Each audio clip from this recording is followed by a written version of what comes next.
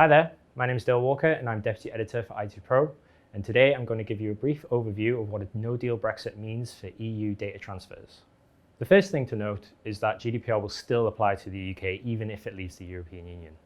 Right now we have the Data Protection Act 2018, which in effect normalises the GDPR rules into UK law, but GDPR actually won't be enforced into UK law until the European Withdrawal Act later in the year.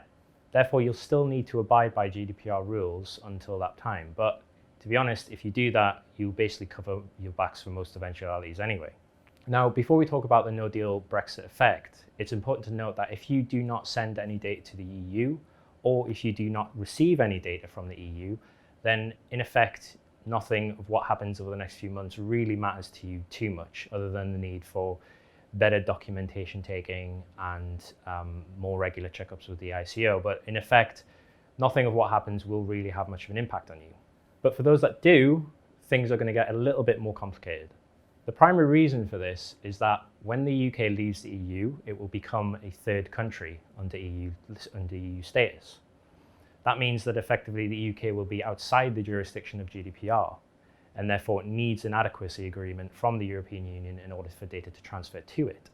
Now, under GDPR, for a legal data transfer to occur, there has to be 3 criteria met.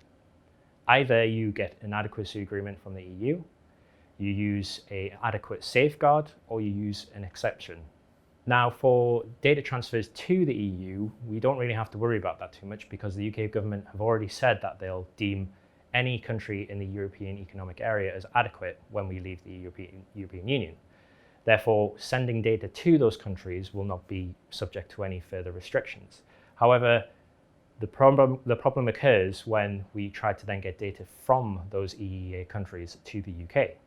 Now, until the EU returns the favour, UK businesses will need to operate under an effective safeguard as an alternative to the adequacy agreement. Now, the best safeguard that UK businesses can use at the moment is a standard contractual clause that effectively allows businesses to bake in data protection requirements into the contracts that they establish with other companies across the EEA. Unfortunately, SCCs, as they are known, may be ruled invalid over the next few months by the European Court of Justice. That is, they will be deemed inadequate for supporting the transfer of data between countries that aren't deemed adequate by an agreement. Now, we're still waiting for that ruling to be decided, but if that actually happens, it will make things a little bit more difficult for UK businesses, because essentially they will have no legal basis for transferring data from the EU to the UK. At IT Pro, we therefore advise that companies keep up to date with the rulings of the European Court of Justice, and of course we will be bringing you those rulings as they release. But for now, you essentially have to wait and see. Now, UK businesses can use a third option, which is an exception. Now, these exceptions don't really cover general data use, but they do apply in certain situations. For example, any cases involving public interest, anything involving a legal case, or anything that is necessary as part of processing a contract will be deemed an exception under EU data transfers. However, as you might have guessed, these do not generally apply to most day-to-day data transfers, and as a result, it's unlikely that businesses will be able to rely on exceptions as part of their data processing activities. Instead, you will need to look at appropriate safeguards, which is, unfortunately, the standard contractual clause. Now, it's also possible to perform a data transfer from the European Economic Area to the UK using consent. Now, any data protection lawyer will tell you that consent is the weakest legal basis you can use for transferring data, and there's for good reason.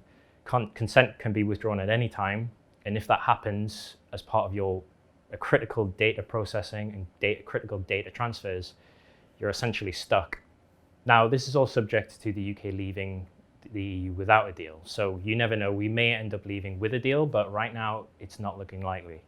Well, that's it from me. I hope this has been useful. For any further information on what effect GDPR will have on the UK after we leave the European Union, follow itpro.co.uk, or you can see us on our social media channels on Twitter, Facebook, and YouTube.